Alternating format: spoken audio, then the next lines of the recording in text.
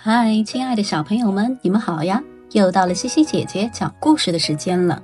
今天的故事是不能什么都想买。听，故事开始啦。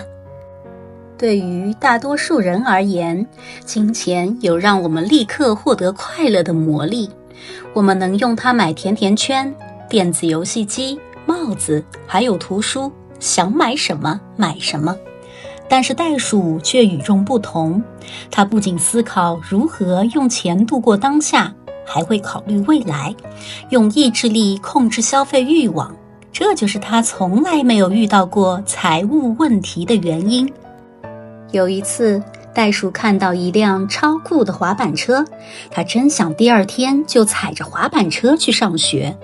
但在深入思考了未来要用钱的地方后，它决定攒钱，这样等到明年就可以买一辆动力喷气滑板车啦。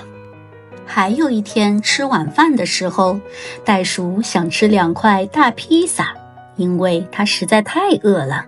然而披萨饼太贵了，袋鼠知道如果今天吃2块披萨饼，明天可就吃不起晚饭了。于是它选择了吃妈妈做的千层面。最近，袋鼠开始练习吉他。在看了电影《回到未来》后，他想买一把新吉他。但他意识到，如果能暂时放下购买欲望，并用意志力坚持到明年再买，就可以攒下钱买一把和电影里一模一样的新吉他啦。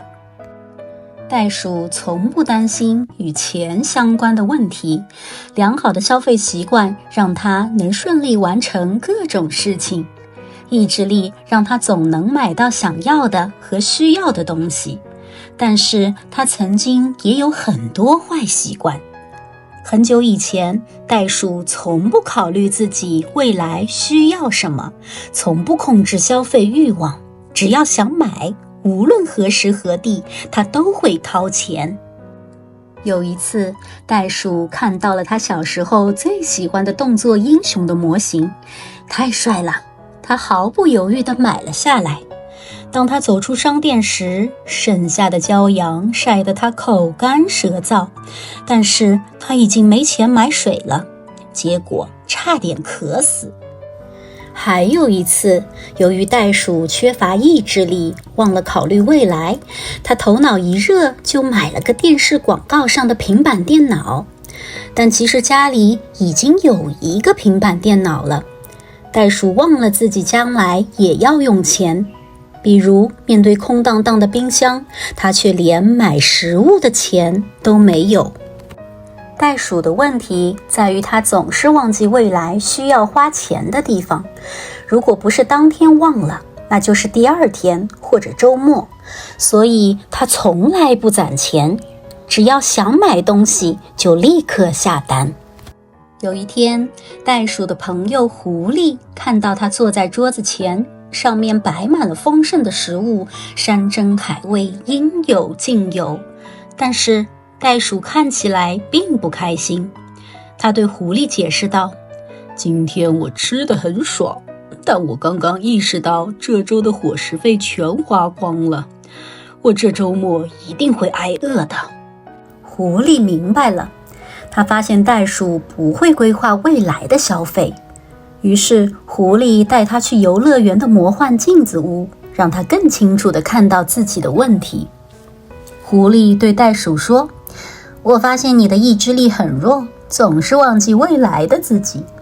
为了解决你的消费问题，我为你准备了一个叫做未来测试的游戏。规则是这样的，照镜子时，你会看到现在的你和未来的你。当你想花钱的时候，只需要想想未来的你需要什么，想要什么，要照顾好未来的袋鼠哦。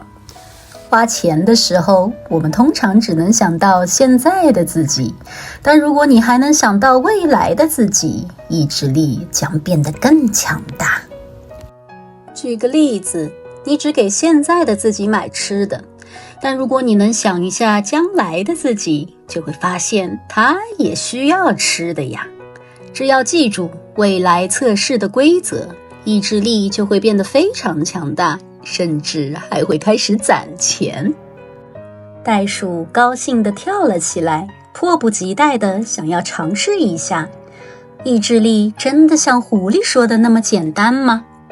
袋鼠当然很担心，因为改变是一件很难的事。但是他知道世上无难事，只要肯攀登。从游乐园一回到家里，袋鼠就饿得不行了，这是对他的第一个考验。尽管饿得想订5个汉堡、12个墨西哥卷饼，但他知道未来的袋鼠也需要吃饭，所以他只订了1个汉堡和1个墨西哥卷饼，为这周省下了不少伙食费，太棒了。第2周，袋鼠在商场里看到了一副漂亮手套，虽然价格很贵，但他好想买呀。不过他又想到未来的袋鼠还需要买校服，于是就买了一副普通手套。现在剩下的钱够买校服了，袋鼠用意志力取得了成功。如果我们可以多为以后想想，就可以改正很多不良的消费习惯。如果我们既能想到现在的自己，又能想到未来的自己，那么制定消费计划终将变得很简单。这样我们就不会把钱花光，永远有钱买想要和需要的东西。好了，今天的故事就到这里结束了，小朋友们，我们下期再见啦，拜拜。